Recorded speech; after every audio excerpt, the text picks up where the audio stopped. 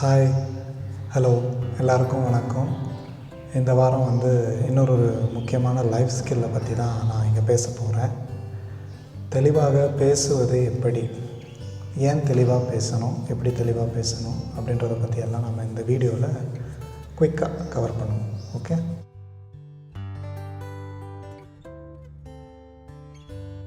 ஏன் தெளிவாக பேசணும்?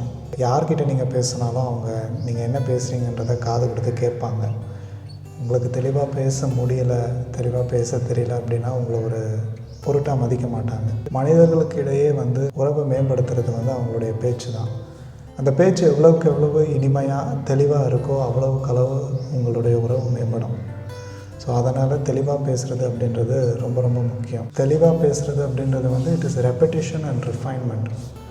ஆர்டிகுலேஷன்னு சொல்லுவாங்க இங்கிலீஷில். தன்னுடைய கருத்தை எளிதாக புரிய வைக்கக்கூடிய அளவுக்கு கொண்டு போய் சேர்க்கக்கூடியதை ஆர்டிகுலேட் அப்படின்வாங்க. அதை எப்படி அச்சீவ் பண்ணலாம் அப்படின்னா, திருப்பி திருப்பி ஒரு விஷயத்தை பேசிக்கிட்டே இருக்கும் பொழுதோ பழகிட்டே இருக்கும் பொழுதோ அது மேம்படும் நமக்கு. Articulation is equal to clear ideas plus symbol delivery plus practice. நீங்கள் பேச வேண்டிய விஷயத்தை ரொம்ப தெளிவாக உங்கள் மனசுக்குள்ளே வச்சுருக்கணும். நம்பர் 1, அதை தட்டு தடுமாற்றம் இல்லாமல் அவங்களுக்கு எளிதாக புரியக்கூடிய அளவுக்கு சொல்லணும். நம்பர் 2, இது ரெண்டுத்தையும் திருப்பி திருப்பி நம்ம பண்ணிக்கிட்டே இருந்தோம் அப்படின்னா நம்மளை அறியாமையே ஒரு கட்டத்தில் நம்ம தெளிவாக பேச ஆரம்பிச்சிடுவோம். சரி, எப்படி பேசுறது அப்படின்ற பாயிண்ட்ஸ்குள்ளே போகலாம். ஃபஸ்ட்டு ஒரு ஐடியா வச்சுருக்கணும். நீங்கள் ஒரே ஒரு ஐடியா இல்லை, குறைஞ்சது ஒரு 8லேருந்து 10 ஐடியா வச்சுருக்கணும். நீங்கள் எதை பேசுகிறதா இருந்தாலும் இந்த ஐடியாக்கள்லேருந்து எடுத்து உங்களுடைய ஜென்ரல் டாக்கிங் பாயிண்ட்ஸ்குள்ளே இன்சர்ட் பண்ணி அப்படியே கொண்டு போகிற மாதிரி இருக்கும். இந்த 10 ஐடியா அப்படின்னு சொல்கிறது உலக வழக்கத்தில் இருக்கிற மிகப்பெரிய 10 ஐடியாக்களாக இருக்கலாம். எது சயின்ஸு, ஸ்போர்ட்ஸு, என்டர்டெயின்மெண்ட்டு, பாலிட்டிக்ஸு, இந்த மாதிரி உங்களை கவர்ந்த ஒரு 10 ஏரியாஸ்லேருந்து போகிற ஐடியாஸை நீங்கள் வச்சுருக்கணும். இந்த 10 ஐடியாஸுன்றது இந்த ஏரியாஸுன்றது மட்டும் இல்லாமல் இன்னும் வேறு என்னென்னலாம் இருக்கலாம் அப்படின்னு பார்த்தீங்கன்னா, உங்களுடைய நம்பிக்கைகள் இருக்கலாம், உங்கள் வாழ்க்கையில் ஏற்பட்ட அனுபவங்கள், லைஃப் லெசன்ஸாக இருக்கலாம், நீங்கள் செஞ்சுக்கிட்டு இருக்கக்கூடிய வேலை, உங்களுடைய ஹெல்த்து, நீங்கள் சார்ந்திருக்கக்கூடிய சமூகம், என்வாயன்மெண்ட், இதை பற்றின சின்ன சின்ன அப்சர்வேஷன்ஸாக இருக்கலாம். இதெல்லாமுமே ஐடியாஸ் தான். இதெல்லாம் நீங்கள் வச்சுருக்கணும் ரெடியாக, ஒரு 8லேருந்து 10 வரைக்கும். இங்கிலீஷில் சொல்லணும் அப்படின்னா லைஃப் வேல்யூஸ், உங்களோட பர்சனல் ஃபிலாசபி, பிரின்சிபிள்ஸ், அப்புறம் அப்சர்வேஷன்ஸ், சொசைட்டியில் என்ன நடக்குதுன்றதை உன்னிப்பாக கவனிக்கிற அந்த அப்சர்வேஷன்ஸ் அண்ட் இன்சைட்ஸ், இதெல்லாம் தான் கோர் ஐடியாஸ் அப்படின்னு சொல்கிறாங்க. இது நீங்கள் ஒரு பெட்டகம் மாதிரி வச்சுருக்கணும். நீங்கள் ரெடியாக எப்போ எது பேசுகிறதா இருந்தாலும் இதெல்லாம் தொட்டு பேசுகிற மாதிரி இருக்கணும். அடுத்தது, கதை சொல்ல கற்றுக்கணும். நீங்கள் எது பேசுகிறதா இருந்தாலும் ஒரு சின்ன கதையோடு ஆரம்பித்து முடிச்சிங்க அப்படின்னா நீங்கள் பேசுனது கேட்டவங்களுடைய மனசில் ஆழ பதிஞ்சிடும். இதுக்கு இன்னொரு ஃபார்முலா சொல்லணும் அப்படின்னா, நான் சொன்னல 8லேருந்து 10 ஐடியா, அந்த ஐடியாவில் ஏதாவது ஒரு ஐடியா ப்ளஸ் ஒரு குட்டி கதை ப்ளஸ் அதனால் கிடைச்ச பாடம், அந்த கதை மூலயமா கிடைத்த பாடம், மாரல் அப்படின்னு சொல்கிறாங்க இல்லையா, இதை 3த்தையும் சேர்த்து நீங்கள் பேசுனீங்க அப்படின்னா உங்களை கொண்டாடுவாங்க.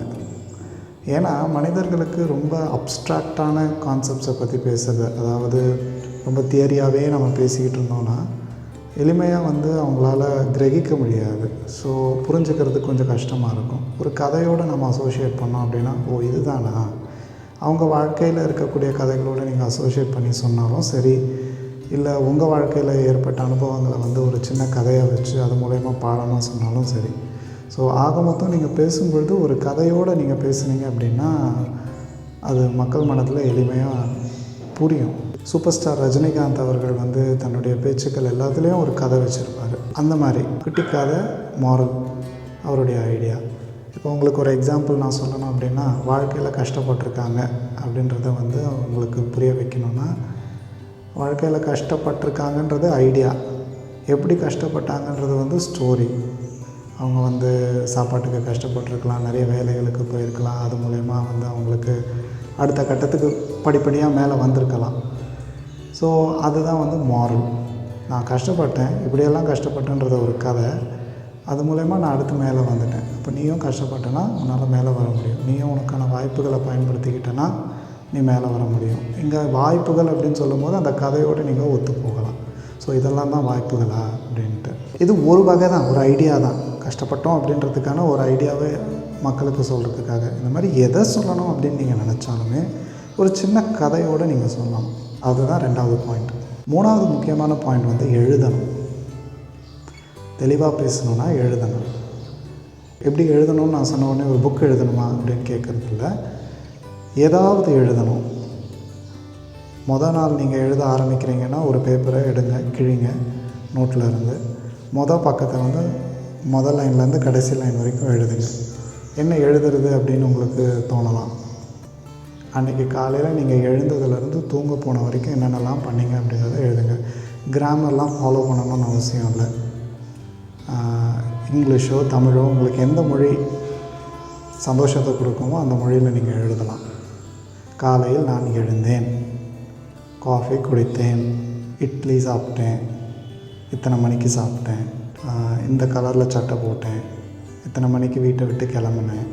இந்த மாதிரி ரொம்ப சிம்பிள் சென்டென்சஸில் ஸ்டார்ட் பண்ணுங்கள். நான் வேலைக்கு போனேன், அங்கே இன்றைக்கி இந்த வேலைகள்லாம் செஞ்சேன், 12 மணிக்கு வந்து எனக்கு லஞ்சு பிரேக் இருந்துச்சு, ஸோ லன்ச்சில் நான் இவங்கள பார்த்தேன், பேசினேன், இதெல்லாம் சாப்பிட்டேன், அப்புறம் திருப்பி வந்து வேலை பார்த்தேன், அந்த வேலையில் இன்றைக்கி மேனேஜர்கிட்ட நான் அப்ரிசியேஷன் வாங்கினேன், இல்லை நான் வந்து ஒரு தொழிலாளிக்கு அப்ரிசியேஷன் கொடுத்தேன். அந்த மாதிரி சின்ன சின்ன விஷயங்கள் அன்றாட வாழ்க்கையில் உங்களுக்கு நடக்கக்கூடிய விஷயங்களை முதல்ல ஆரம்பிங்க. அப்புறம் திடீர்னு சண்டே வந்துடும். சண்டேலாம் வெளியில் போவீங்க, உங்கள் ஃபேமிலியோடையோ ஃப்ரெண்ட்ஸோடையோ இங்கே சாப்பிட போகிறீங்க, கொள்றீங்க, இல்லை ரெஸ்ட் எடுக்கிறீங்கன்னா அந்த 5 நாள் எழுதுனது ஒரு பேஜ் எழுதிருக்கீங்கன்னா அது 2 பேஜாக மாறும். அப்புறம் ஏதோ ஒரு ட்ரிப்புக்கு போகிறீங்க அப்படின்னா அந்த 2 பேஜ் 4 பேஜாக மாறும். ஸோ இப்படி தான் எழுத எழுத எழுத உங்களுடைய தாட் ப்ராசஸ் வந்து அப்படியே லைன் பை லைனாக கிளியராக வரும். ஒன்ஸ் நீங்கள் உங்களுடைய ப்ராசஸை எழுதிட்டிங்கன்னா அதை மற்றவங்களுக்கு சொல்கிறதும் வந்து எந்த ஒரு தடங்களும் இல்லாமல் சொல்வீங்க. இப்போ நம்ம பேசிக்கிட்டு இருக்கும்போது அதாவது அப்படின்னு பேசும்பொழுதே வந்து ராகம் இழுக்கிறோம் இல்லையா, அதெல்லாம் பண்ணாமல் அது பேர் ஃபில்லர்ஸ் அப்படின்னு சொல்லுவாங்க. இடையில் வந்து ஒரு ஐடியாவுக்கும் இன்னொரு ஐடியாவுக்கும் வந்து கனெக்ட் பண்ணுறதுக்காக ராகம் எடுக்கிறது ஃபில்லர்ஸ் அப்படின்னு சொல்கிற அந்த விஷயத்தை வந்து முற்றிலுமாக தவிர்த்துடலாம். அதை யூஸ் பண்ண கேட்குறவங்களுக்கு போர் அடிச்சிடும். என்னடா இவன் எழுத்துக்கிட்டே இருக்கானே அப்படின்ற மாதிரி.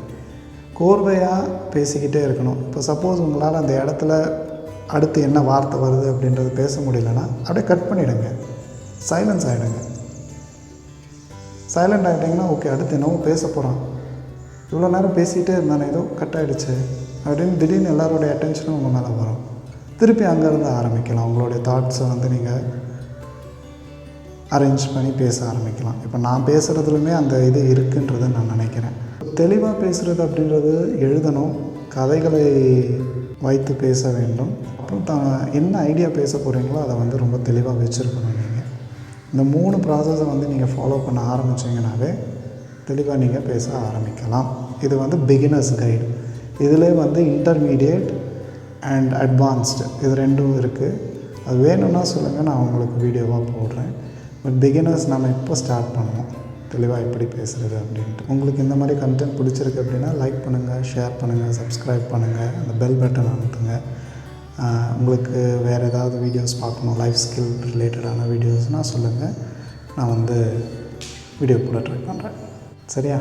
இன்னொரு வீடியோவில் அடுத்த வாரம் உங்கள் எல்லோரையும் சந்திக்கிறேன். பாய்.